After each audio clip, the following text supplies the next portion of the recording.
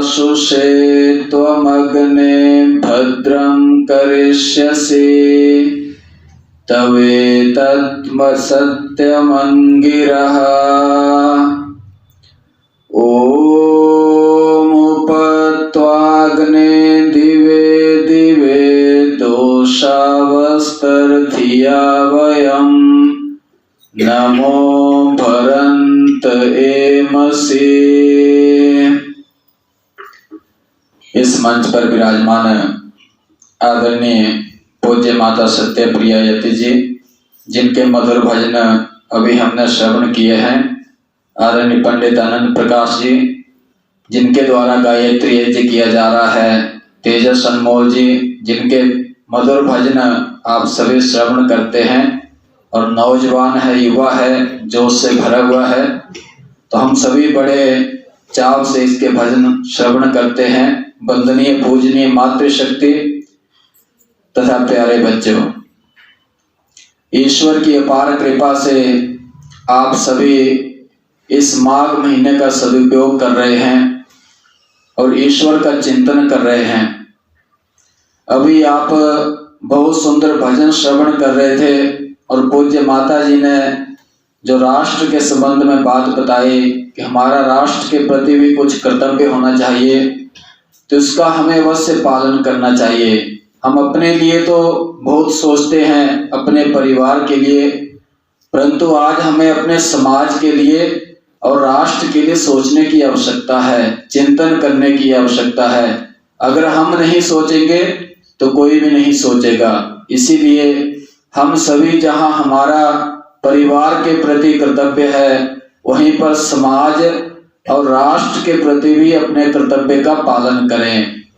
बड़ी श्रद्धा से आप सभी इस यज्ञ को कर रहे हैं और गायत्री महायज्ञ हर साल पूरा माघ महीना आर्य समाजों में, कुछ आर्य समाजों में इसका आयोजन किया जाता है।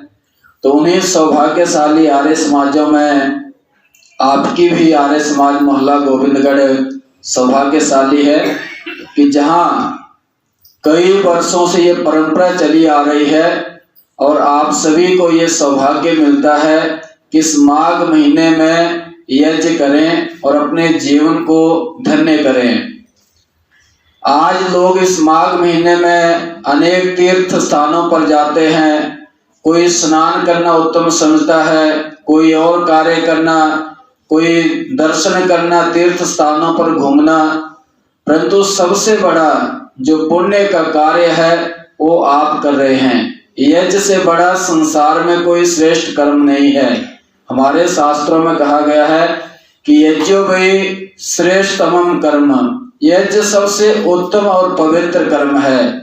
तो आप जो कर रहे हैं वो सबसे बड़ा श्रेष्ठ कार्य है, क्योंकि बाकी चीजों से हम दर्शन करते हैं या स्नान करते हैं। मनु महाराज लिखते हैं कि अद्वैत गात्राणि शुद्धयन्ति, जल से केवल हमारे शरीर की शुद्धि होगी, आत्मा की शुद्धि नहीं होगी। अगर हम अपनी आत्मा को शुद्ध करना चाहते हैं, आत्मा को श्रेष्ठ बनाना चाहते हैं, तो हमें यज्ञ से, सत्संग से, इस प्रकार के श्रेष्ठ कार्यों से जुड़ना होगा। तो आप सभी सौभाग्यशाली है कि इस ऋषि परंपरा से आप जुड़े हुए हैं और ऋषि परंपरा के अनुसार ये श्रेष्ठ कार्य आप सभी करते हैं। इसके लिए सबसे पहली बात है हमारे अंदर श्रद्धा होनी चाहिए। पूज्य माता जी भजन गा रहे थे कि प्रभु तेरे चरणों में हम सब आए हैं। तो जब हम प्रभु के चरणों में आते हैं तो हम खाली हाथ ना आए, कुछ ना कुछ अवश्य लेकर आए। अब आप सोचोगे कि हम यहाँ पर क्या लेकर आए। जब हम मंदिरों में जाते हैं तो कोई प्रसाद लेकर जाते हैं, माता की चुन्नी लेकर जाते हैं, अन्य प्रकार की चीजें लेकर जाते हैं। तो हम तो यहाँ पर हवन करने के लिए जाते हैं, यहाँ पर क्या लेकर जाएं। तो यहीं पर आप सब कुछ ला सकते हैं और इस अग्नि में आप जो भी डालेंगे वो सभी देवताओं तक पहुंचेगा। अग्निर्वै देवा नाम मुखम, हमारे शास्त्र कहते हैं कि अग्नि देवताओं का मुख है। बाकी आप मंदिरों में जितना मर्जी बढ़िया से बढ़िया प्रसाद ले जाएंगे, मूर्ति के आगे रख देंगे, मूर्ति नहीं खाएगी। परंतु जो आप इस यज्ञ में डाल देंगे, इस यज्ञ की अग्नि में जो भी आप उत्तम से उत्तम पदार्थ डाल देंगे, अग्नि केवल उसे स्वयं तक सीमित नहीं रखेगी, सभी देवताओं को उसका भाग मिलेगा। तो यहाँ पर जब हम आए तो हमारे अंदर श्रद्धा होनी चाहिए कि हम कुछ लेकर जाएं। मंदिरों में हम नारियल लेकर जाते हैं, नारियल चढ़ाते हैं। यहाँ हम 2-3 एक आध गरी गोला काट कर बारीक बारीक लाकर उसे सामग्री में मिला दें, उससे आहुति डाले, बहुत ही आपको आनंद आएगा। दूसरा, जो यजमान बनते हैं उनके मन में ये भाव होना चाहिए कि आज हम अपना घी लेकर जाएंगे, उससे यज्ञ करेंगे।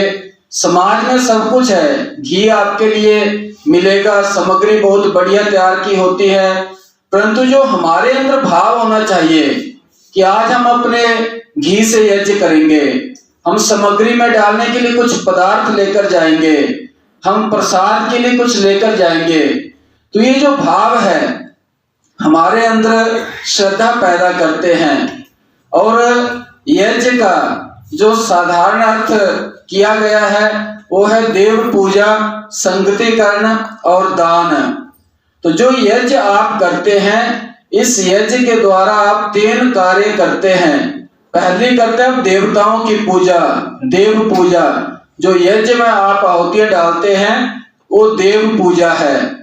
तो देव पूजा के द्वारा हमारे अंदर दिव्य भाव आते हैं, अच्छी भावनाएं आती है। जैसा मैंने आपको बताया था कि यज्ञ में जो यज्ञ का प्राण है वो है इदम नामम, त्याग की भावना। तो जब हम देव यज्ञ करते हैं तो हमारे अंदर त्याग की भावना आती है कि हम कुछ दे रहे हैं, कुछ अर्पण कर रहे हैं। इस प्रकार की भावना जब हमारे अंदर आती है तो हमारे अंदर श्रद्धा पैदा होती है और जो कार्य हम करते हैं उसको और करने की इच्छा होती है। तो ये यज्ञ के द्वारा पहला जो कार्य आप करते हैं वो देवताओं की पूजा करते हैं। आज हम जब भी लोग मंदिरों में जाते हैं तो तरह तरह की चीजें लेकर जाते हैं। कोई प्रसाद लेकर जा रहा है, कोई नारियल चढ़ा रहा है, कोई दूध चढ़ा रहा है, कोई अनेक प्रकार के पदार्थ। तो जब हम इस यज्ञ में आए तो हम ये भाव अपने अंदर पैदा करके आए कि हम देवताओं की पूजा करने जा रहे हैं। अग्नि देवता को हम खिलाएंगे, अग्नि देवता सभी देवताओं को बांट देगा। तो इस भाव से हम जो भी लेकर आए उसकी आहुति चढ़ाएंगे। तो जहां पर हमारे अंदर श्रद्धा पैदा होगी वहीं पर समाज का सहयोग होता है। तो हम देव पूजा का भाव अपने मन में पैदा करें और अपने प्रयास करें कि उत्तम से उत्तम पदार्थ हम लेकर आज इसकी यज्ञ में आहुतियां डालेंगे। कोई छुआरे लेकर आ रहा है, कोई गरी काट कर ला रहा है, कोई और पदार्थ ला रहा है। तो जितना उसको हम सामग्री में डालकर आहुतियां चढ़ाएंगे उतना वो सामग्री उत्तम बनेगी और उसके द्वारा जो चढ़ाई गई आहुति है उसका लाभ सभी को मिलेगा। तो यज्ञ का पहला अर्थ होता है देव पूजा, जो आप प्रतिदिन कर रहे हैं। इसके लिए जब दिव्य भाव हमारे अंदर पैदा हो जाएंगे फिर हम कभी खाली हाथ नहीं आएंगे, कोई ना कोई पदार्थ लाकर हम उसकी आहुति चढ़ाएंगे। दूसरा यज्ञ का अर्थ किया है संगतिकरण। इस यज्ञ के द्वारा हमारा संगतिकरण होता है। हम आपस में इकट्ठे होकर सत्संग करते हैं, ईश्वर का चिंतन करते हैं। आप सोचिए माघ महीने को छोड़कर कितने दिन आप इतनी संख्या में इकट्ठे होते हैं? कभी नहीं होते हैं। सभी को ये इंतजार होता है कि माघ महीना आएगा, आर्य समाज में गायत्री यज्ञ का आयोजन किया जाएगा और उसमें हम सभी भाग लेंगे, आहुतियां चढ़ाएंगे। तो ये क्या हो रहा है? हमारा संगतिकरण हो रहा है। हम आपस में बैठकर अच्छे विचार सुन रहे हैं, बांट रहे हैं, एक दूसरे से कुछ ना कुछ ग्रहण कर रहे हैं। तो आज संगतिकरण सबसे अधिक आवश्यक है और संगतिकरण से हमें जो सत्संग मिलता है, अच्छे लोगों का संग मिलता है, उससे हमारा जीवन श्रेष्ठ बनता है और आत्मा की जो खुराक है वो कोई भोजन नहीं है। कितना बढ़िया से बढ़िया आप भोजन कर लो, वो केवल हमारे शरीर के लिए है। आत्मा की जो खुराक है वो है सत्संग और ज्ञान। बिना सत्संग और ज्ञान के आत्मा की तृप्ति नहीं हो सकती। तो जो संगतिकरण होता है, इसके द्वारा जो हमें अच्छे विचार सुनने को मिलते हैं, उससे हमारी आत्मा को खुराक मिलती है। आज हम अपने शरीर के लिए बहुत कुछ करते हैं, शरीर के लिए सारे सुख इकट्ठे करते हैं, धन कमाते हैं, परंतु हम आत्मा के लक्ष्य को भूल गए हैं कि आत्मा का क्या लक्ष्य है, उसे क्या चाहिए। क्या धन से, क्या इन सांसारिक पदार्थों से आत्मा की तृप्ति होगी? तो हमारे शास्त्रकारों ने कहा कि कभी नहीं होगी।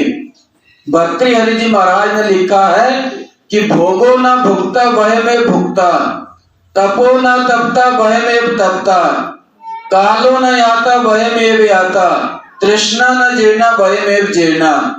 कि जितने भी संसारिक भोग है वो हमसे भोगे नहीं जाते हैं, परंतु हमारी आयु समाप्त हो जाती है। इन सब के होने के बावजूद एक चीज है जो इंसान में हमेशा जवान रहती है। वो भर्तृहरि जी महाराज कहते हैं कि तृष्णा न जीर्णा वयमेव जीर्णा। हम जीर्ण हो जाते हैं, आंखों से दिखना कम हो जाता है, बाल सफेद हो जाते हैं, दांत निकलना शुरू हो जाते हैं, परंतु एक जो तृष्णा है वो हमेशा जवान रहती है। तो जब हम आत्मा को खुराक नहीं देते हैं, आत्मा को भोजन नहीं देते हैं, तो तृष्णा हमेशा जवान रहेगी, संसारिक भोगों में हमें लिप्त रखेगी। परंतु जब हम इस आत्मा को खुराक देते हैं, सत्संग की खुराक देते हैं, ज्ञान देते हैं, तो आत्मा की तृप्ति होती है। और फिर ये जो संसारिक भोग है, इन भोगों में प्राणी लिप्त नहीं रहता है। तो संगतिकरण के द्वारा हमें आत्मा को भोजन मिलता है, आत्मा की खुराक मिलती है। और तीसरा जो यज्ञ का अर्थ है वो है दान। देव पूजा, संगतिकरण और दान। हमें हमेशा उत्तम कार्यों के लिए दान देना चाहिए, अच्छे कार्यों के लिए दान देना चाहिए। आज लोग दान वहां पर देते हैं जहां बड़े बड़े मंचों से घोषणा की जाए, 10 बार उसका नाम लिया जाए, प्रशंसा की जाए, परंतु जब हम निस्वार्थ भाव से अच्छे कार्यों के लिए, यज्ञ के लिए दान देते हैं, कोई ऐसी संस्था के लिए दान देते हैं जिसके पास आय का कोई साधन नहीं है, तो दान सार्थक होता है। और निस्वार्थ भाव से जो दान दिया जाता है वही हमें पुण्य देने वाला होता है। अगर हम जितना मर्जी बड़े बड़े मंचों से घोषणा करा ले, नाम ले ले, उसमें वो भावना नहीं होती है। तो इसीलिए हमारे अंदर दान की वृत्ति होनी चाहिए, और दान से ही हमारी संस्थाएं चलती है। उदाहरण के लिए अगर इसी समाज को आप देखें तो इसके पास कौन सी कोई इनकम का साधन है, कौन सी कोई दुकानें हैं या कोई बहुत बड़ी इनकम का साधन है। आप सभी लोगों के सहयोग से ही ये संस्था चलती है।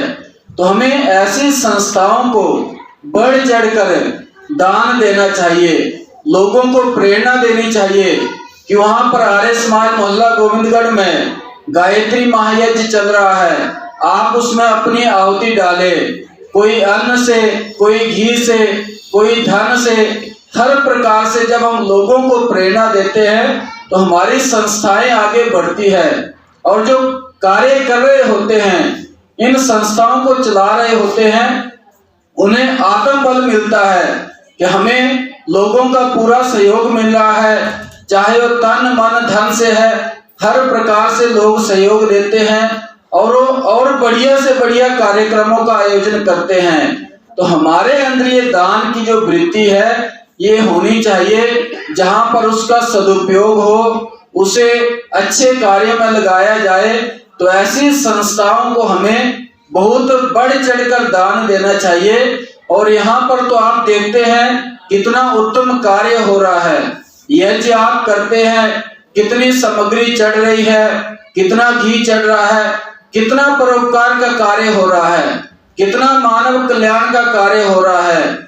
तो ऐसे कार्यों के लिए हमें हमेशा दिल खोलकर दान देना चाहिए। हमेशा ऐसी संस्थाओं के संवर्धन में, आगे बढ़ाने में हमें सहयोग देना चाहिए, ताकि हमारी जो संस्थाएं हैं वो फले फूले। संस्था के अधिकारियों को इस बात की चिंता ना हो कि हमारे पास धन नहीं है, हम कैसे ये कार्य करेंगे, तो इस बात को उन्हें सोचने का अवसर ना मिले, अपितु हम इतना सहयोग करें कि वो बढ़ चढ़कर और अधिक कार्यक्रमों का आयोजन करें और अधिक समाज कल्याण के कार्य करें। तो यज्ञ का जो अर्थ है, परोपकार का दूसरा नाम यज्ञ है। हमारे शास्त्र में कहा गया है कि जो भी परोपकार का कार्य है वो यज्ञ की श्रेणी में आता है। तो आप जो भी दान पुण्य करते हैं, श्रेष्ठ कार्य करते हैं, वो सभी यज्ञ हैं। तो हमें इस यज्ञ की संस्कृति को आगे बढ़ाना है, और यज्ञ की संस्कृति को हम तभी आगे बढ़ाएंगे जब हमारे अंदर श्रद्धा होगी। श्रद्धा का भाव हमने अपने अंदर पैदा करना है, और श्रद्धा से ही हमें आत्म संतुष्टि मिलती है। कई बार व्यक्ति बहुत भगवान का नाम लेता है, जप करता है, परंतु उसे संतुष्टि नहीं होती है। कई लोगों की ये शिकायत रहती है कि मैं तो 2-2, 3-3 घंटे परमात्मा का भजन करती हूँ, परंतु फिर भी मन नहीं लगता, मन उचट जाता है, उसमें श्रद्धा पैदा नहीं होती। तो उसका भाव यही है कि हम अपने अंदर श्रद्धा का भाव पैदा करें, और श्रद्धा से हम जो भी कार्य करेंगे उसमें हमारा मन लगेगा। अगर हम भगवान के चिंतन में बैठेंगे, भजन में बैठेंगे, तो उसमें हमारा मन लगेगा, अच्छे कार्यों में मन लगेगा। तो इस श्रद्धा से हमें आत्म संतुष्टि मिलती है, जो आज इंसान के पास नहीं है। और जब आत्म संतुष्टि आ जाती है तो उसके द्वारा किया गया हर कार्य यज्ञ की श्रेणी में आता है।